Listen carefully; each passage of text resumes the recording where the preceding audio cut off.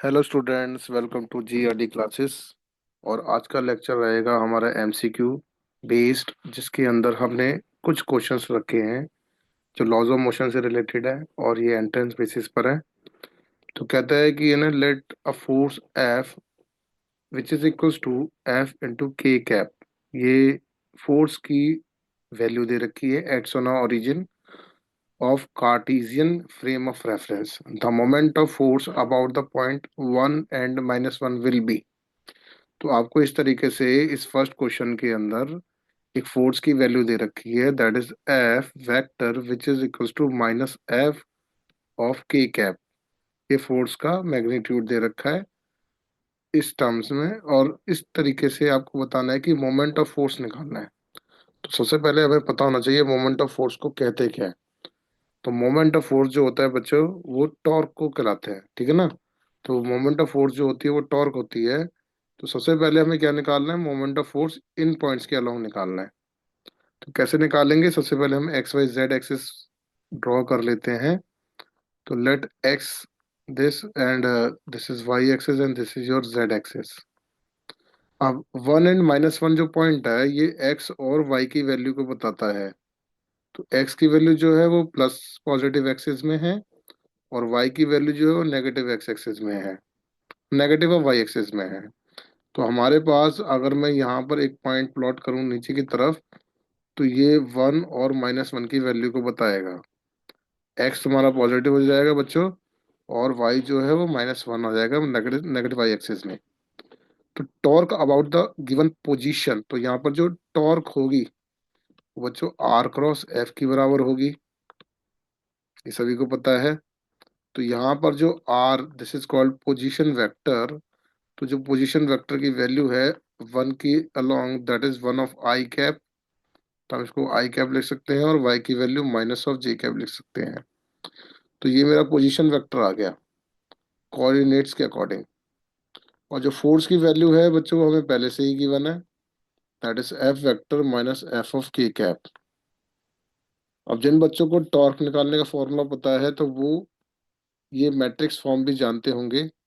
तो ये जो टॉर्क होती है ये आर क्रॉस एफ के टर्म्स में, यहाँ पर आई जे के कैप, और कोफिशिएंट्स के टर्म में 1 -1, और के अंदर तो कुछ है ही नहीं तो ये जीरो जाएगा।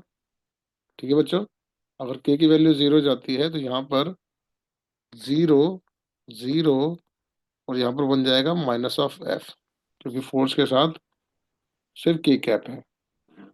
तो जब हम इसे सॉल्व करेंगे तो हमारे पास एक वैल्यू निकल के आएगी, that is F of I cap minus of J vector minus of F.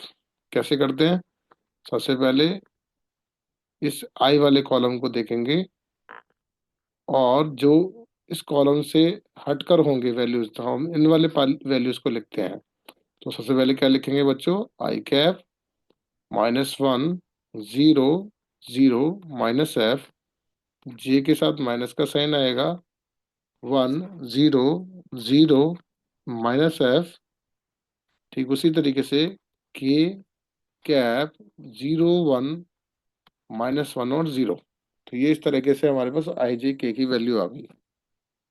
अब इसको सॉल्व कर लेंगे क्रॉस मल्टीप्लाई के टर्म्स में, तो इसकी वैल्यू निकल के आ जाएगी। तो वो जो वैल्यू आती है वो ये ऊपर लिखी हुई है, ठीक है। तो यहाँ पर जो वैल्यू बनती है यहाँ पर, तो कहता है कि F of I cap plus में एफ ऑफ जे कैप हो जाएगा, और आपके पास बन जाएगा एफ कॉमन निकल के आ जाएगा, दैट इज आई प्लस जे की बराबर हो जाएगा।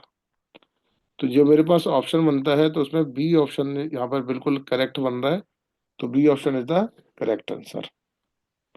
नेक्स्ट क्वेश्चन है, ये हमारे पास क्वेश्चन नंबर 2 है आज का। तो कहता है कि a body of mass 2 kg is acted upon by two perpendicular forces 4 newton and 3 newton. Okay, अब उसके बाद क्या कहता है, the magnitude and direction of the acceleration of the body respectively are. अब मैग्नीट्यूड एंड डायरेक्शन निकाल लिए इस 2 kg बॉडी के मास की। तो कहता है सबसे पहले हमारे पास ये एक बॉडी है जिसका मास 2 kg है, और इस पर दो परपेंडिकुलर फोर्स लग रही हैं। अगर मैं बोलूँ कि परपेंडिकुलर फोर्स लग रही है तो इसको मैंने F1 मान लूंगा, और इसको मैं F2 मान लूंगा। ठीक है, तो ये कौन सी एक्स एक्सिस में लग रही है, दैट इज एक्स एक्सिस, और ये वाली वाई एक्सिस में लग रही है। ठीक है, अच्छा, तो अब इसका जो मैग्नीट्यूड होगा इन दोनों फोर्सेस का, ऑब्वियसली वो बीच में से आएगा इस तरीके से। ये मेरा बन जाएगा बच्चों एफ नेट बन जाएगा। ये कितने एंगल पे बनेगा, थीटा एंगल पे बनेगा। तो मैग्नीट्यूड एंड डायरेक्शन निकालने एक्सेलरेशन का, क्योंकि एक्सेलरेशन जो है, क्योंकि यहाँ पे कंपोनेंट बन जाएगा कॉस थीटा के टर्म में। तो यहाँ पर सबसे पहले तो मैं नॉर्मल मैग्नीट्यूड निकाल लेता हूँ। थीटा की वैल्यू 90 है, तो कॉस 90 जीरो हो जाएगा। तो यू विल गेट 4 का स्क्वायर प्लस ऑफ 3 का स्क्वायर, और रिजल्टेंट आ जाएगी 5 Newton, that is 5 F net. तो एफ नेट जो हो जाएगा वो मास इंटू एक्सेलरेशन हो जाएगा। अब यहाँ पे एफ नेट की वैल्यू बच्चों 5 है, मास की वैल्यू 2 है, तो एक्सेलरेशन मेरे पास मिलके 5/2 which is equal to 2.5 meter per second square आ गया। तो यहाँ पर जो 2.5 मीटर पर सेकेंड स्क्वायर है, तो इससे ये पता चल गया कि ऑप्शन सी और ऑप्शन डी तो गलत हो गए। अब ए और बी में से ही आंसर है। अब इसके बाद अब हम निकालेंगे कि ये अगर तुम्हारा F1 और F2 के टर्म्स में है, F1 F2 ये थीटा है, तो ऑब्वियसली ये वाला पार्ट भी आपका F2 रहेगा। समझे? तो टेन थीटा जो बन जाएगा यहाँ पे डायरेक्शन के लिए, तो वो F2/F1 बन जाएगा, which is equal to perpendicular by base. F2 की वैल्यू जो है वो आपको दे रखी है 3, और F1 की जो वैल्यू है वो दे रखी है आपको 4। ठीक है ना, क्योंकि यहाँ पर मैंने यहाँ पर 3 लेकर चल रहा हूँ, इसको मैं 4 लेकर चल रहा हूँ। तो अगर आपको यहाँ तक की वैल्यू क्लियर होती है, 3 न्यूटन और 4 न्यूटन, तो यू विल गेट 3/4, और थीटा की वैल्यू हो जाएगी 10 इनवर्स 3/4। तो ऑप्शन ए और ऑप्शन बी में से बताइए कौन सा सही है। तो आप क्या देखते हैं कि 10 inverse 3/4 with respect to the direction of 4 newton force, और बी ऑप्शन दे रखा है with respect to the direction of कौन सी, 3 न्यूटन फोर्स। तो हमारे पास जो डायरेक्शन है वो एक्स एक्सिस में होनी चाहिए डिस्प्लेसमेंट की। तो ऑप्शन ए जो है वो करेक्ट ऑप्शन बनेगा। अच्छा खासा क्वेश्चन है, तो ये आपको समझ में आ जाना चाहिए कि इसमें कौन कौन से फॉर्मूले का यूज हुआ है। अब एक और ये बहुत अच्छा क्वेश्चन निकल के आया है, कहता है the resultant force of 5 Newton and 10 Newton can not be. बताइए जल्दी। इस क्वेश्चन के अंदर रिजल्टेंट फोर्स बतानी है ऑफ 5 न्यूटन एंड 10 न्यूटन। तो सबसे पहले हम क्या करेंगे कि इसके अंदर से मैक्सिमम फोर्स निकाल लेते हैं। जो मैक्सिमम फोर्स निकल के आएगा वो 10 + 5 आएगा, which is equals to 15 newton. अगर मैं इसका एफ मिनिमम वैल्यू निकालूंगा, तो बच्चों ये 10 - 5 हो जाएगा, which is equals to 5 newton. Okay, तो यहाँ से रेंज ऑफ फोर्स, फोर्स की जो रेंज रहेगी वो क्या रहेगी, कि जो फोर्स की वैल्यू है वो ग्रेटर देन इक्वल टू 5 तो है, but less than equal to 15 newton है। ठीक है, तो आप बताइए। अब फोर्स की जो वैल्यू है वो 5 न्यूटन से ज्यादा होनी चाहिए। ओके है, तो इसका मतलब है ये ऑप्शन जो है वो गलत बन रहा है, क्योंकि या तो 5 हो जाएगी ग्रेटर देन इक्वल टू में, 12 हो सकती है ये, और 8 भी हो सकती है, बट बी ऑप्शन एक ऐसा था जो 5 से कम था। समझ में आया ये। नेक्स्ट कह रहा है, a batsman hit a ball of mass 0.2 kg, ये फोर्थ क्वेश्चन है, straight towards the bowler without changing its initial speed of 6 meter per second. What is the impulse imparted to the ball? ये book का ही question है, हमारी जो NCERT है उसमें बस एक दो वर्ड्स का फेरबदल कर रखा है। कह रहा है, a batsman hits a ball of mass 0.2 kg। तो मास हमें गिवन है यहाँ पर 0.2 kg, straight towards the bowler without changing it's initial speed. तो मेरे पास यू जो है वो 6 मीटर पर सेकंड है, और v जो है वो -6 मीटर पर सेकंड है। क्लियर हुआ? तो यहाँ पे जो चेंज इन मोमेंटम हो जाएगा वो डेल्टा पी हम मॉड लगा देंगे, तो वी कैन से 2 mv की बराबर बन जाएगा। और यहाँ पे जो 2 है, और मास कितना है बेटा? 0.2, और वेलोसिटी कितनी दे रखी है? 6।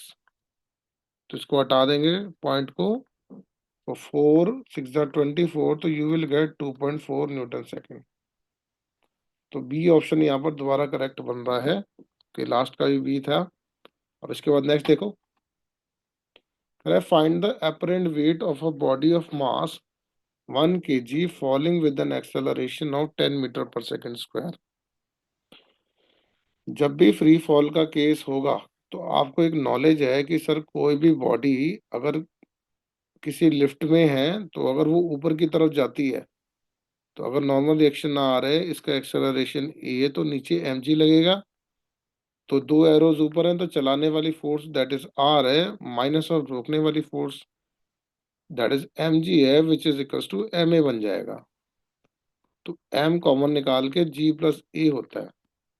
ये अपवर्ड के लिए था। अगर यही एक्सेलरेशन की एरो डाउनवर्ड होती, तो बच्चों यहाँ पे जो बनता आर एम जी माइनस ए हो जाता। बट यहाँ पे कंडीशन क्या दे रखी है? Falling with an acceleration of 10। मास आपको गिवन है।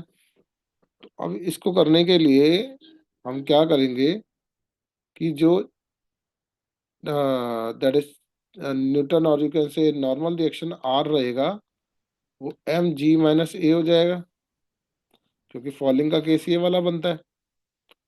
तो मेरे पास जो जी की वैल्यू है वो कितनी है? That is 10। और एक्सेलरेशन में मुझे कितना दे रखा है? 10। तो मेरे जो नॉर्मल रिएक्शन की वैल्यू आ जाएगी वो 0 आ जाएगी। तो सेकंड लॉ के अकॉर्डिंग हमारे पास जो फोर्स एक्ट हो रही है फॉलिंग फ्रीली के केस में, और यू कैन से